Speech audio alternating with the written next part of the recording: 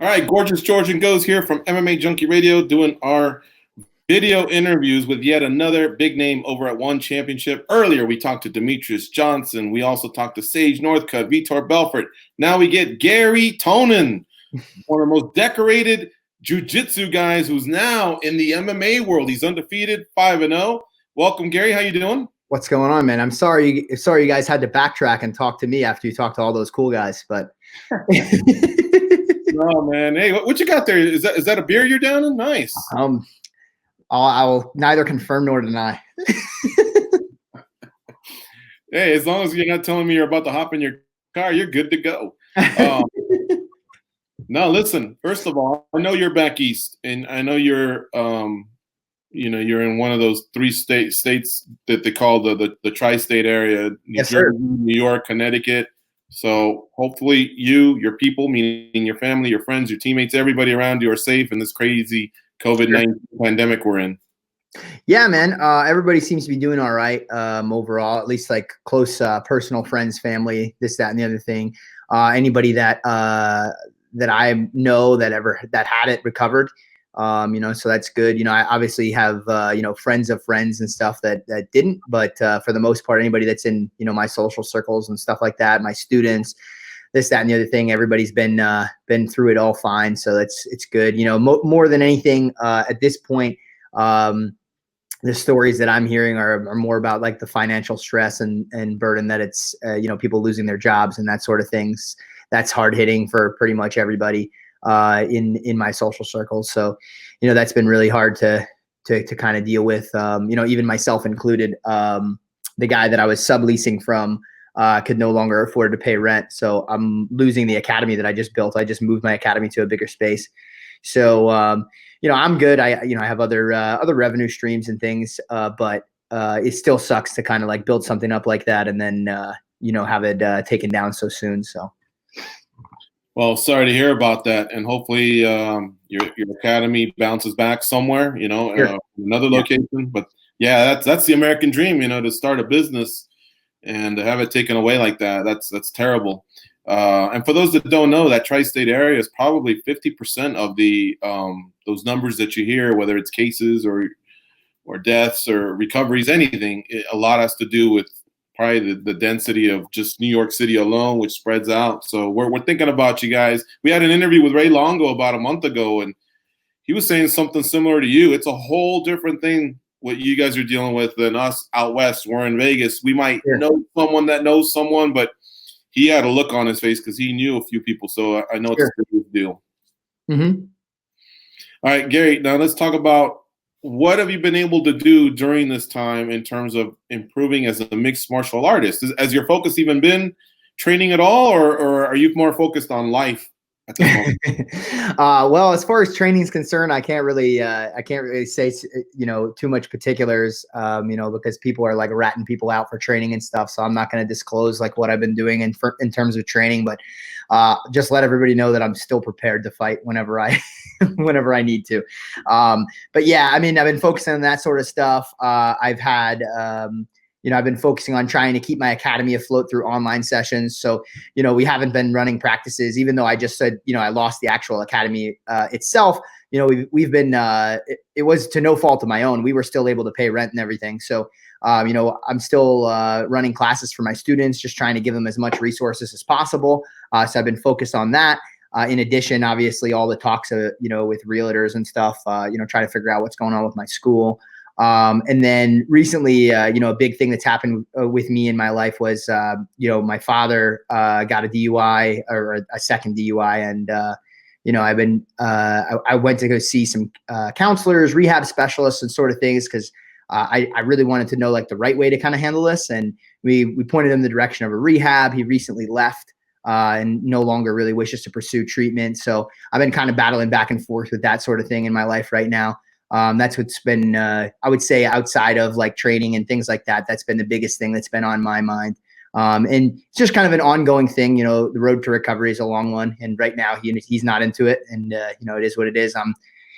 I'm here to support him whenever he wants to get better. But until then, unfortunately it puts a pretty big strain on a relationship with my father, Well, Garry, thanks for opening up to us about that. That is a serious thing, and that's great that you're there for family. Apologies if maybe my earlier joke, I did not know what you just told me. No, hey man, no, it's totally fine. It doesn't, that has nothing to do with me. Well, I mean, it does, but you know what I'm saying. Yeah. Listen, I did not know that, so I feel terrible right now. But first of all, again, that's tremendous that you're trying to be there for your dad, and hopefully that rectifies itself. But yeah. Anyway, yeah. Listen, you're dealing with a lot for sure, but you're saying that should one championship call you and say, "Hey, look, we're turning the lights back on. We're running events. What, July, August? You'll be ready to go at that time." Yeah, man, I'm definitely ready to go. I'm looking forward to it. I don't know what the deal is there. I'm pretty sure that that Singapore, the doors, like they're not letting people in and out.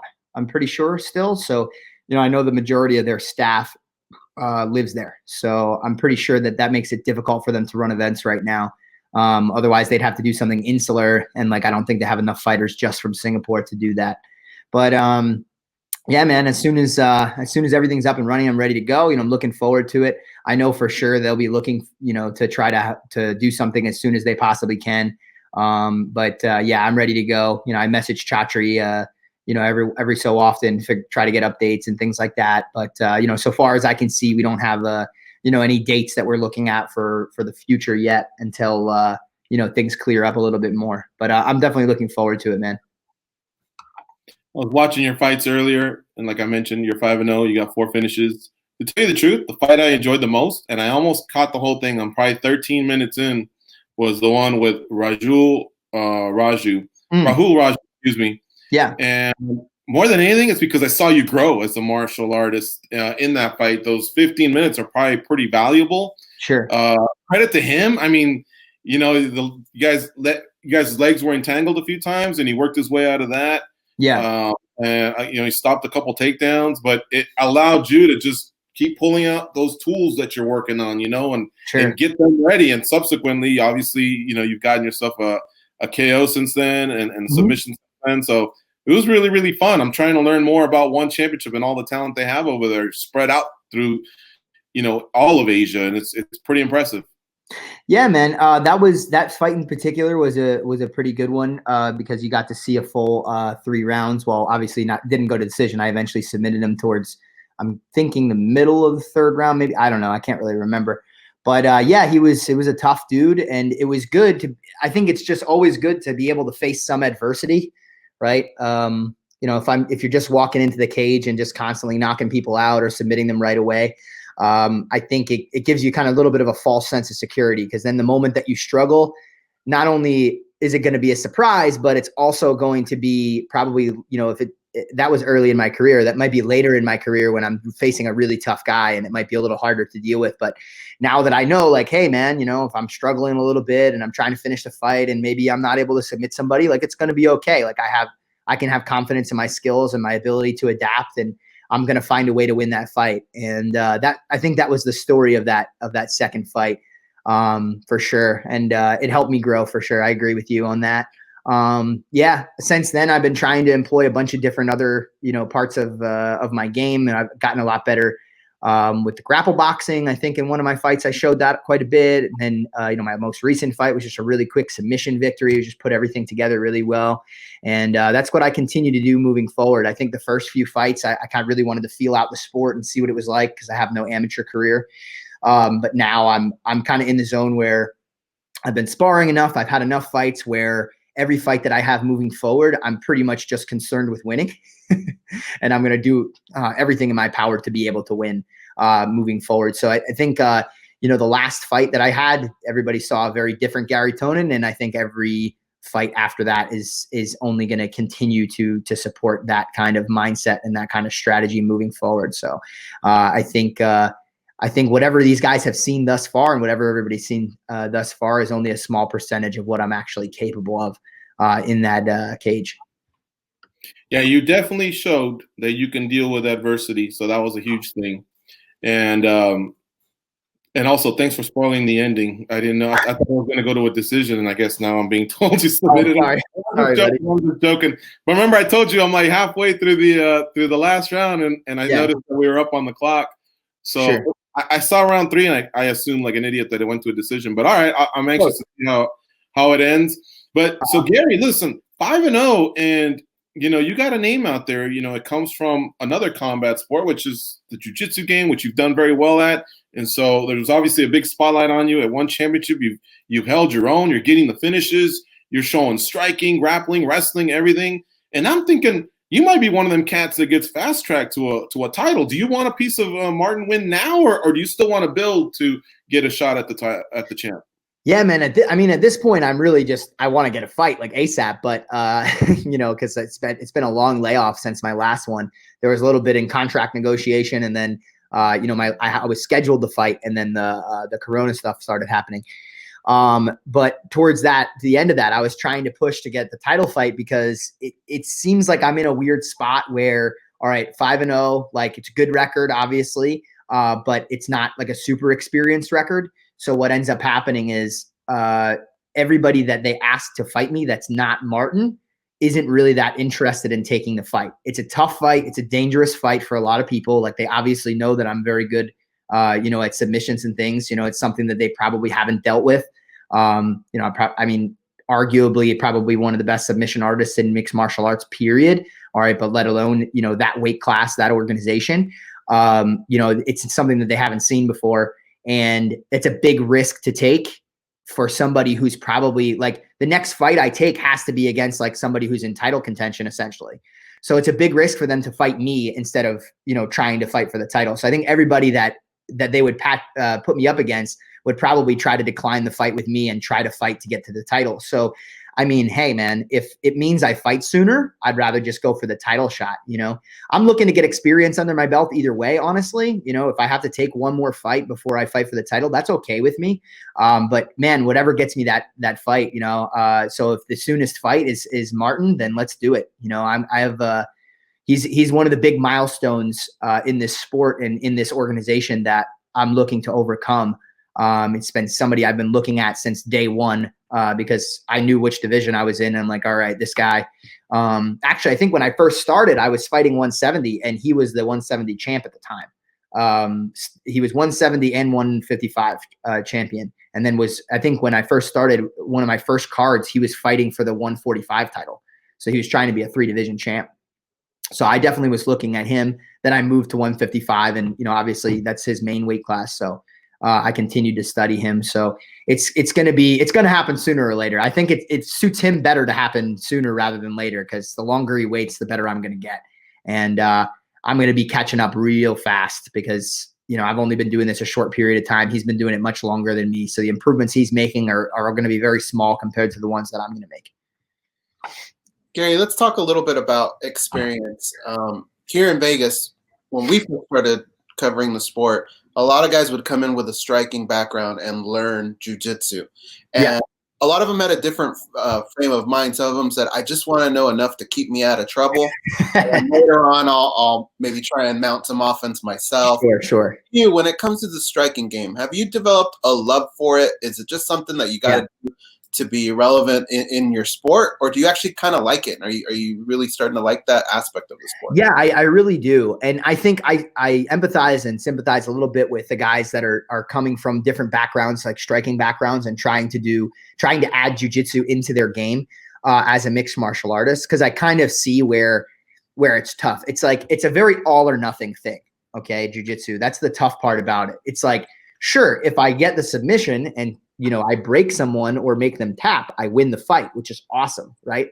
But the problem is every submission that I try, it doesn't get me closer to beating the person that I'm fighting unless I do damage. Like in the Rahul Raju fight he was mentioning before, like I actually, popped his leg when I went for the heel hooks. Okay, that does damage. But if, let's say, I go for an armbar attempt and somebody pulls it out, even if it was really, really close, if I didn't do any damage, it was kind of like it almost feels like a waste of energy because I did nothing. There's no marks on somebody's face. They can still use their arm afterwards, right? So it's one of those things that's super tough, when it comes to actual combat, when it comes to actual mixed martial arts. So I get it. If you're going to use jiu-jitsu, like to submit people, you better be damn good at it. Otherwise, it's kind of like, it's very frustrating.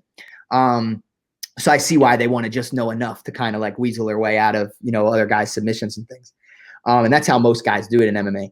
As far as my concerns with striking and like what I feel about it, man, at the beginning, I definitely did not like it at all. Like it's very frustrating to be very, very good at something, near the highest level, that you could possibly be, one of the elite, and then go try to do something else that's like kind of similar, like it's another fight, it's another martial art, right? And be so low on the totem pole, like starting from like absolute scratch. And it's kind of frustrating because what excellence looks like. You've seen it before. You've been to the top of the mountain, but now you're back at the bottom in something different. And you're like, damn, man, like it's harder hitting because how much you suck. Like when I first started jiu-jitsu, I didn't necessarily know how bad I actually was at it when I was first starting at the beginning. But now that I do striking, I can recognize it. I'm like, oh my God. Like I look at the best in the world. I'm like, I can see what that guy's doing and I see what I'm doing. I'm like, oh, it's cringeworthy. Right. And then, as I got better and better, I'd say the biggest, what allowed me to adapt to striking sooner rather than later, which I think some people have really struggled with, is developing a very defensive mindset.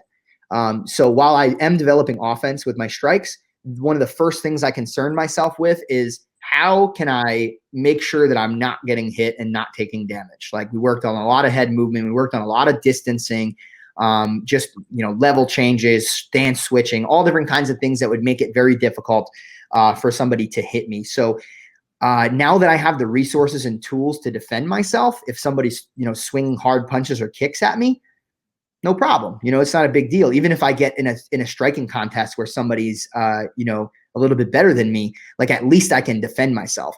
It's hard when you don't even know how to defend yourself and like all is a jab cross, right? And like, oh yeah, I just worked with my boxing coach on the perfect jab. Well, that's great, but like if the other person's better boxer than you, you're about to get tagged in the face repeatedly, no matter how many times you worked on that jab. So, that's kind of where my feelings are with it. It's a whole totally new thing for me. And it's really exciting because I can make so many improvements very fast.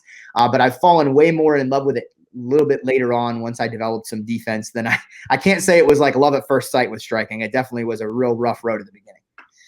Can I ask you kind of a silly question? Sure. Hit me. Have you ever had a scenario where let's say striking is in the morning and somebody's just kind of taking it to you. You said you're kind of new to this, sure. But in your head you're thinking jiu-jitsu's at 5. I'll see you later at 5. You have that scenario, and then vice versa, maybe where you did that to somebody in jiu-jitsu, and then you thought, damn, striking's at 5, and I got to see this guy again later too.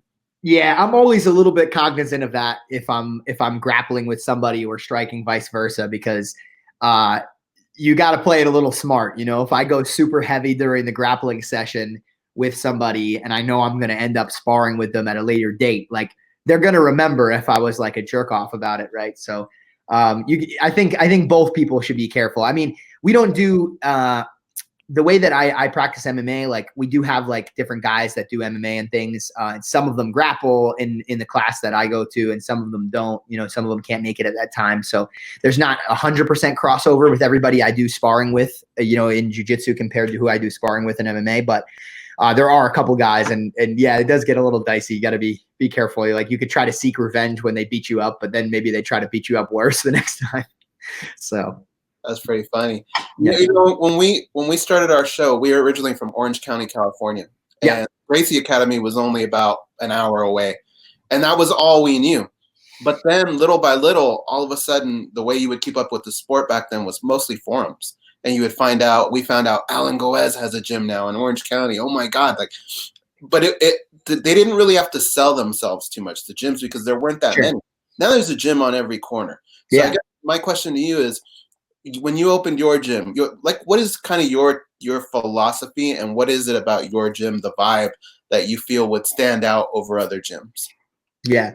So first, speaking to what you're talking about, with like finding gyms and stuff, I would say overall, it's definitely gotten easier, right? With like having an online presence, like people can find you a little bit easier. And I'm not going to say that I haven't had some people come to my school because of they knew about me or my grappling or whatever. But still, what people really have to understand about Opening Academy, like the bulk of your students literally have no idea what is going on. Like the bulk of people that come in through my doors, they don't know what jiu-jitsu is really. They don't follow the sport. They don't know what ADCC is. They probably barely know anything about MMA even. It's just most people that come through the door, it's just like an average guy, like looking to get into better shape, or, somebody who doesn't want to get bullied or something. And, this is a world where once you get into it, you kind of like you're surrounded by other people that are also into it. So it's like weird when you meet somebody who doesn't know anything about it, but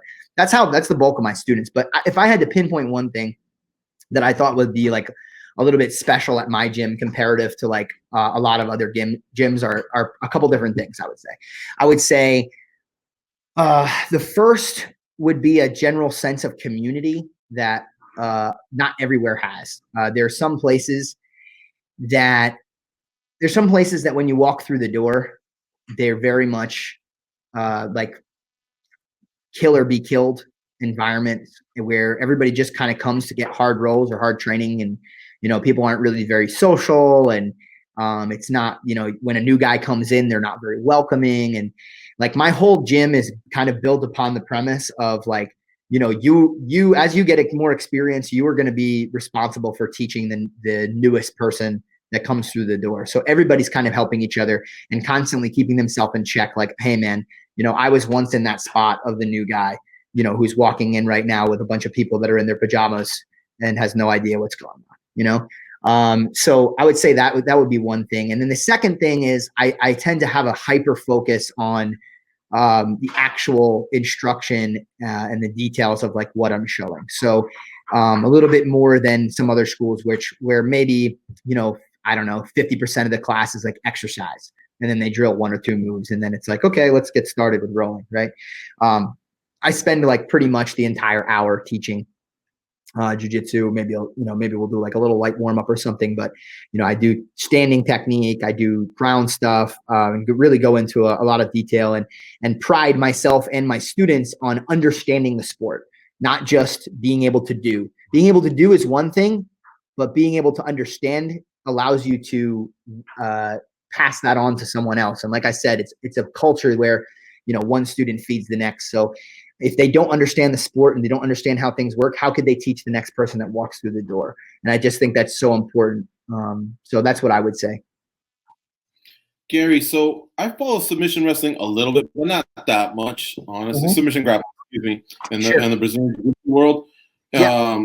What I have been able to pick up on is obviously probably the last 5-10 years, the leg lock attacks are just, brutal. And there's so many great grapplers that are winning that way. And what I want to know is the traditional Brazilian Jiu-Jitsu guys who, like I remember 20 years ago when they weren't even embracing Eddie Bravo's system or whatever. Sure.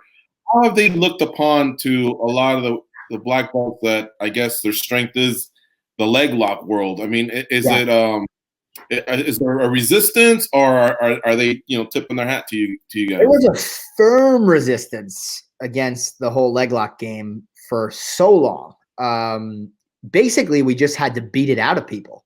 Like we just beat so many people and broke so many people's legs that eventually people had to be like, oh yeah, well, I guess those leg locks, I guess they work.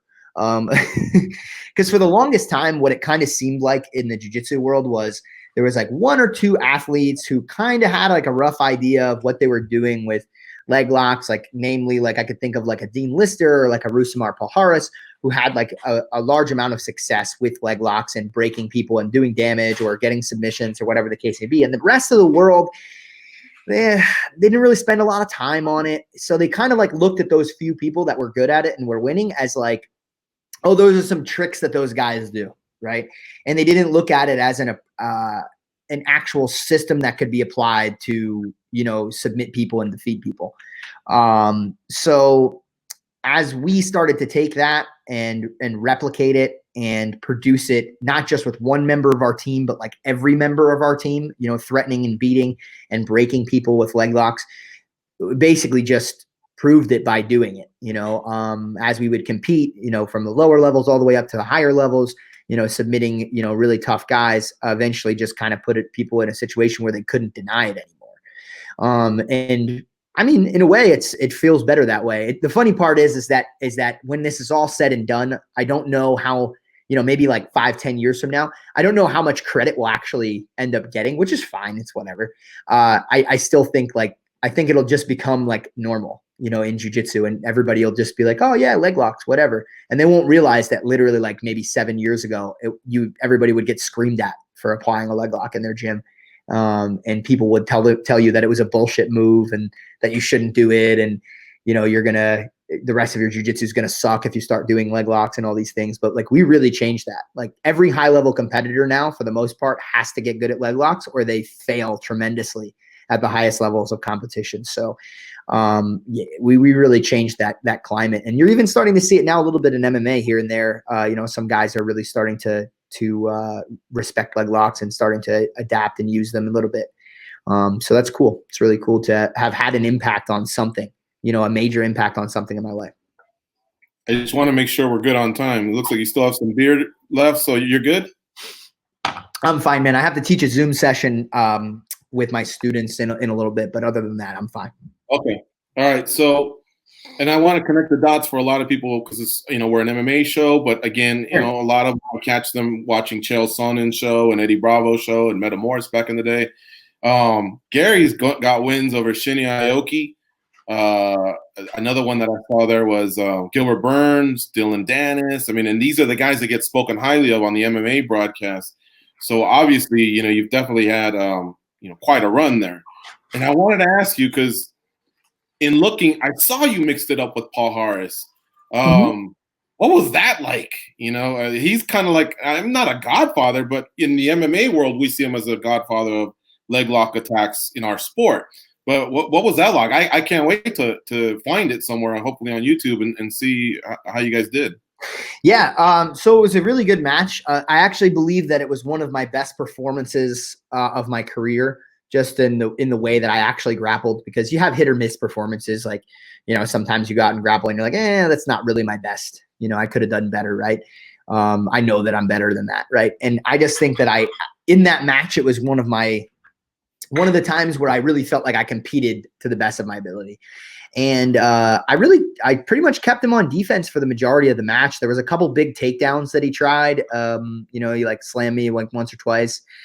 But as far as submission threat was concerned, I can only really remember like 1 or 2 times where he was really on offense. Most of the time, he was pretty much just evading my attacks. So at the time, the organization which I had the match in was called Polaris. And Polaris decided, it was kind of funny. They had decided that they were no longer going to do decisions. Like, it was like their thing. They're like, oh, well, if you don't win by submission, like, you didn't really win. So it's going to be a tie if you don't submit the other guy, which we'll understand soon when I share with the rest of the story that there's a little bit of a problem with that. So that particular card, they had made that decision. They changed the rules so that you had to submit your opponent, or it was a draw. That particular card, not a single person got a submission hold. There were some great matches on the card, don't get me wrong, but not a single person actually ended up submitting their opponent. And again, not because people sucked. It was just, just didn't happen. 2 tough guys compete against each other. Sometimes it doesn't happen. The same way in boxing or kickboxing or something, it doesn't always end in a knockout, right? So everybody had a draw, including myself, even though, like, if you watch the match, it's clear domination, in my opinion. Like, it's quite obvious that I'm the one that's on the attack the entire time. Technically, it's a draw. So I think I really did well. Again, like I said, best match of my career, but technically in the books, it's always going to be a draw. I didn't beat Paul Harris, which kind of sucks, but it is what it is, man. It was a really exciting time for me, and it was a huge risk to take, me being so much smaller than him and him being such a dangerous, not just fighter, but grappler. Even when he competed in ADCC, he broke people's legs. So man, it was one of the biggest, I would say, risk reward situations of my career. And I'm so glad that I took it. And I'm so glad that I had that experience. It was a definite defining moment for me, for sure. Definitely. All right, we'll finish up with this. Do they still have the the dojo challenge matches anymore, or gym challenges, I guess. Have you ever experienced one of those? Man, it was a little bit before my time that people were really dojo storming people, right? Like coming into an academy and being like, "We're better than you" or whatever. It's kind of funny because people forget about that. Like that's kind of everybody talks about kind of like respect and discipline and all these things and martial arts values that come into play when they talk about jujitsu. And like, you know, when things first started, what they would do is they'd go into a karate school and be like, "Listen, like you guys don't know how to fight, we do, and like let's fight. Let's show who's like who really knows what's up." You know, and then they would have fights and in people's schools and stuff. You know, they think it's like all about like this, you know, this very Zen monk, you know, kind of experience, but it wasn't like that. Like it was a proving grounds, you know, jujitsu and martial arts schools were a proving grounds for like what was effective in combat, right? It doesn't happen that often anymore. You know, occasionally you get somebody that strolls into your gym and thinks they're a tough guy and, you know, you can put them in their place. But, you know, for the most part, you don't really see that kind of stuff happening. Occasionally, you know, somebody starts teaching and they're like a quote unquote fake black belt or something. And they, you know, they claim to know something that they don't actually know and they'll get exposed here and there.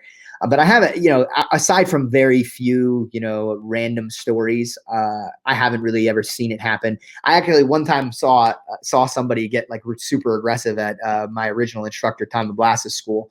They like came in and they were looking to fight somebody, and it was such a crazy experience, such a crazy experience. The guy we ended up just kicking him out. But yeah, man, those were the very early days of grappling, you know. We'll end with this. The first time I saw you fight, because even though I was watching your fights today, I remember hearing about you through, you know, like we know Vinny Magalhaes really well. And Yeah. So when we're over at Extreme Couture, we hear a lot of the grapplers talking. So your name's come up and we knew you were debuting at one. But right away, I could tell you're going to be different from a lot of the jiu-jitsu guys. No disrespect to them, but a lot of them just maybe they don't develop the hands, you know, or at least the power in the hands. They got the skills like you do, where if you get someone on the ground, hey, look out, you're in some deep shit. But I noticed right away you're really doing good. You got some power, and I hate to keep harping on the same fight, but that's the one I got the most data out of. You took a good punch early from Raju in the first round. He kind of caught you with a hook, but you're right. You were switching stances. You're not making it easier for someone to hit you. So I like the fact that you might go for it right away, even though it's only 5 fights, because that's one hell of an ace up your sleeve to have. You know, that jiu-jitsu, that formidable game you have. You know, and the fact that you're building your other skills. Hopefully that win fight happens this year or early next year. You know, maybe you have to take one more fight, but I'm already pumped up for it. So, you know, great job because transitioning into the kickboxing and boxing world and picking up on those skills, because it's going to complement that, you know, the grappling game that you got. Thanks, man. I really appreciate that. You know, I definitely have John Danaher to thank for that. He's just been so good at integrating and putting those skills together. A lot of people just know him in the jiu-jitsu world now because he was our coach and we did so well. But you know, he was a grappling / MMA coach for George St. Pierre and Chris Weidman when he was making his title runs and stuff. So he's got a wealth of experience in the mixed martial arts world and does a lot of studying. And he's really helped me go from, you know, absolutely nothing to, you know, a pretty comfortable looking striking game. You know, very few athletes, especially, you know, an athlete without an amateur career look like I look, you know, competing at the professional level in mixed martial arts. And, you know, I have him to thank for that for sure. And I really appreciate it. And of course, all my sparring partners that have been helping me out as well. You know, because that's hard too, man. You got to find sparring partners that aren't going to try to knock your head off and really care about you. And, you know, I have a good group of guys that I work with. So, yeah, man, I'm super proud of what I've accomplished so far, but there's a long road ahead of me. And, you know, I plan to be one of the best in the world. You know, and it's gonna take a while, but we'll get there, man. I still got quite a career ahead, I think, and a bright future. Hopefully, we'll see. Thanks for the time today. It was really great to meet you and interview you, and we hope for the best. First things first, COVID-19. You know, everybody that you're with, we wish you know the healthiest of times to get through this, and then we'll worry about MMA. Probably sometime this summer is what I can tell. Yeah. Everything's start to really hit full steam. The UFC just had a card on Saturday. We're going to have one tomorrow. And so things are starting to pick up. You know, a lot of the other organizations are starting to get the wheels kicking a little bit. On the way out, I do want to tell you, you sound very much like John Anik, your voice. I don't know if you've ever been told that. No, and no. Two, you might be able to parlay that into some commentating down the road, because you do a very good job of communicating and explaining strategy and all that. So if somebody hollers at you someday and says, "Hey, give it a shot," I think you do well. Thanks, man. Yeah, no, I'd love to do that, man. I think, man, everything involved with martial arts, fighting and stuff like that appeals to me. And I definitely see that as a possibility one day. I've always loved like public speaking and things and doing things in front of people. So, if I ever have that opportunity, I'd be more than happy to take it. So, definitely, man. Thanks. Appreciate it.